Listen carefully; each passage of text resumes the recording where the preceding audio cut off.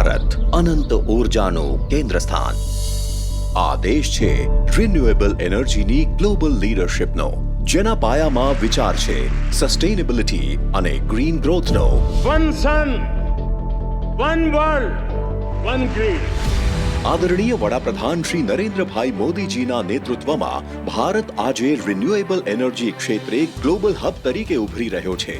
ત્યારે એ જ વિચારને પ્રતિબિંબિત કરી રહ્યું છે આપણું ગુજરાત. 2030 સુધીમાં દેશમાં પંચામૃત યોજનાથી પ્રેરિત 500 ગીગાવોટ ગ્રીન એનર્જીની સ્થાપિત ક્ષમતાના લક્ષ્યમાં ગુજરાતનો 100 ગીગાવોટનો જંગી ફાળો હશે.